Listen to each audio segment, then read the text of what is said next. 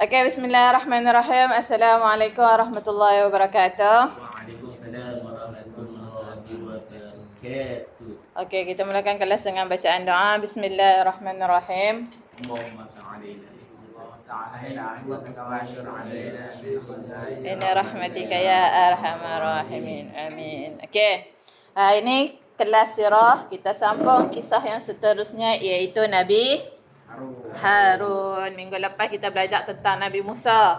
Okey, dua kisah ni takkan boleh terpisah. Sebab Musa, abang ke adik? Musa? Astaghfirullah, seorang salah semua pakat balin salah. Aduh Musa adalah adik kepada Harun.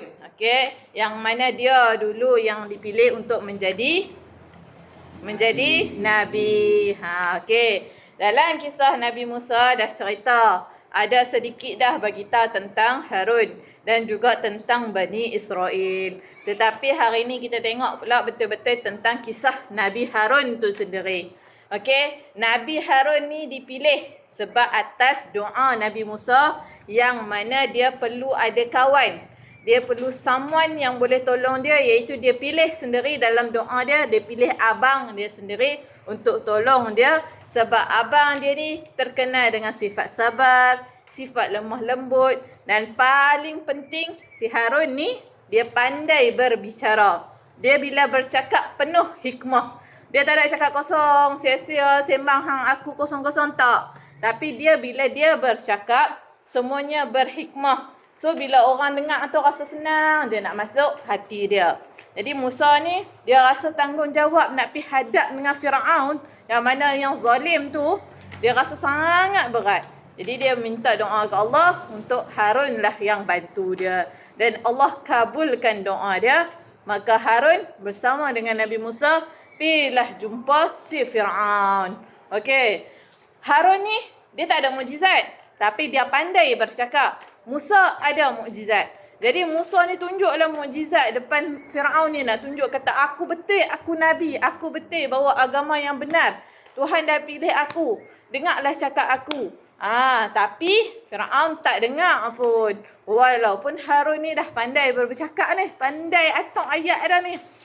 Cumanya Firaun waktu zaman kisah Nabi Musa dia banyak janji. Waktu Allah turun azab sikit, dia janji, kalau azab ni aku beriman. Tetapi lah kali tak beriman.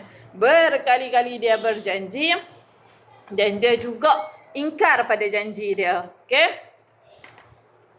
Lepas tu, dah tahulah kan kisah Nabi Musa yang mana Firaun kejar dia sampai ke laut lah kali Musa pun belah laut. Selamatlah Nabi Musa, Harun dan juga Bani Israel. Okey, waktu tu dari Mesir dia orang nak berhijrah ke Palestin. Dalam on the way nak berhijrah tu, Nabi Musa dia kena pi duduk dekat Tur Sinai. Bukit Sinai untuk nak dapatkan kitab kitab Taurat. Dia nak pi dapat kitab Taurat. Dia nak pi dapat kitab Taurat. Jadi dia kata dekat Harun, hang jaga asap kaum kita ni, aku nak pi dapatkan kitab Taurat. Aku nak pi naik bukit selama berapa lama? 40 hari saja. Sebulan lebih saja. Kita ni kata umat akhir zaman ni, Nabi tinggal kita lama. Tapi Islam tu masih ada. Nabi Musa ni dia tinggal saja nak pi ambil kitab. Bukannya dia pi tinggal, Nabi pi tinggal, pi kahwin ke, pi seronok-seronok ke, pi enjoy tak. Tapi geng-geng ni adalah seorang yang mana nama dia Samiri.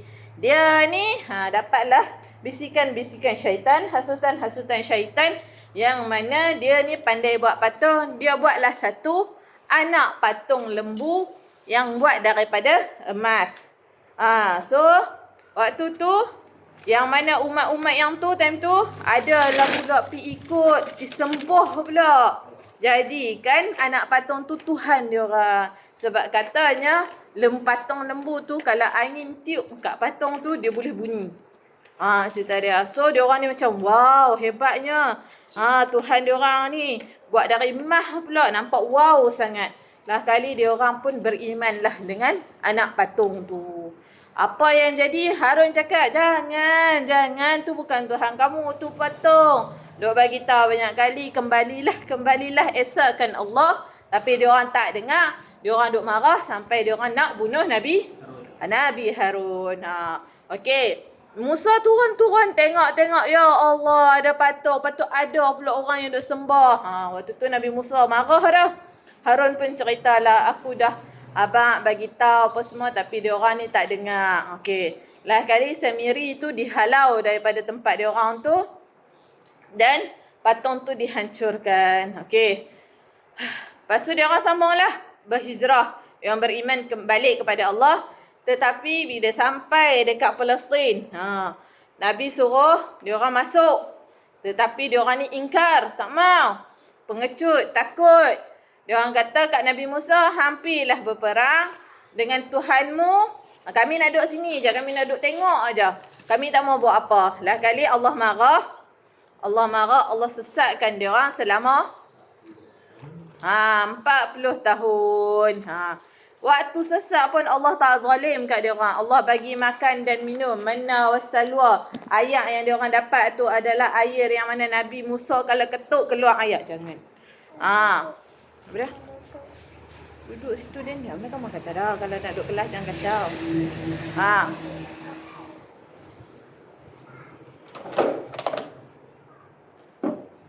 Jadi waktu tu disebabkan diorang ni ketegak, tak bersyukur. Ada pula demand nak itu, nak ini.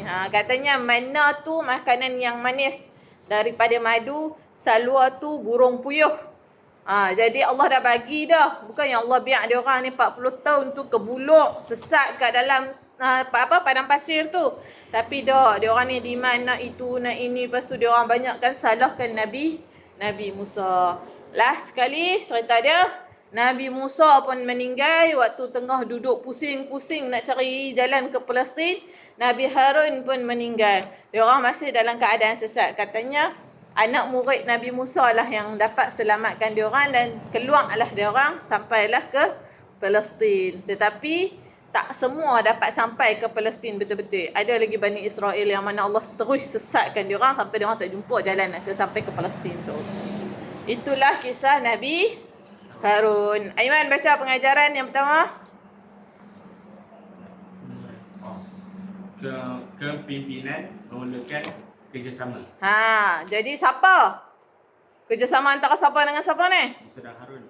Musa dan Harun. Nampak tak? Walaupun Musa ni adik, dia tetap berharap pada abang dia. Walaupun dia yang pilih jadi nabi dulu, tapi dia perlukan abang dia. Tapi orang zaman sekarang bermusuh dengan adik-beradik sendiri. Dia sayang ke orang luar lagi daripada adik-beradik sendiri. Itulah yang jadi realiti akhir zaman. Sanggup membunuh adik-beradik sendiri semata-mata nak seronok dengan orang luar. Nabi Musa dengan Nabi Harun sama-sama bekerja sama untuk nak bawa tauhid tu sendiri. Suruh orang beriman. Boleh tak Nabi Harun takut? Boleh tak Nabi Harun tinggalkan Nabi Musa? Ya, boleh. Sebab dia apa? Dia abang lantak seperti aku lah. Adik Allah SWT buat kerja buat. Kenapa aku nak kena tolong ada kan abang-abang yang jenis semua belagak tak mau tolong adik dia. Sebab dia rasa apa? Dia lagi besar, dia lagi hebat. Dia tak perlu tolong adik dia. Orang gelak lagi. Okay, yang kedua. Irfan.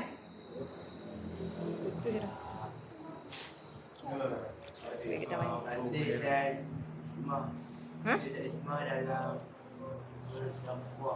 Apa dia? Sekali lagi. Fasih dan berhikmah.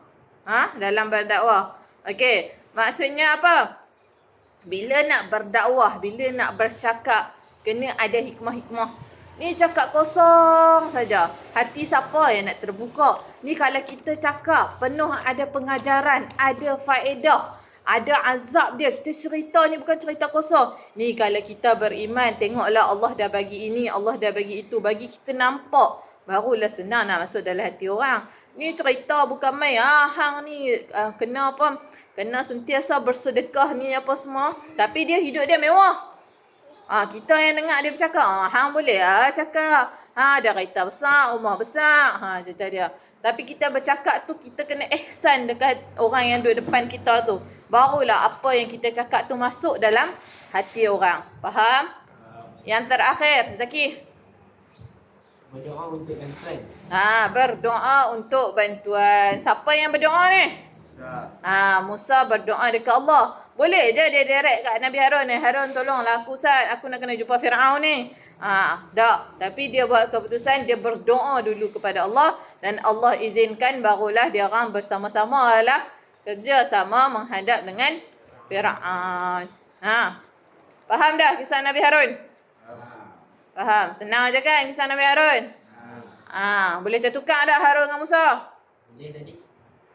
Saya tak ada. Jangan tertukar. Harun adalah abang, Musa adalah adik. Yang mana waktu Musa lahir tu, Fir'aun suruh buat apa? Bunuh. Musa ni pula nangis. Bunuh anak lelaki. Waktu tu Harun dah selamat dah. Dengan Musa je. Sekali lagi dah siap baca doa. Boleh pergi rehat. Ada apa-apa nak tanya? Tak ada. Faham dah kan?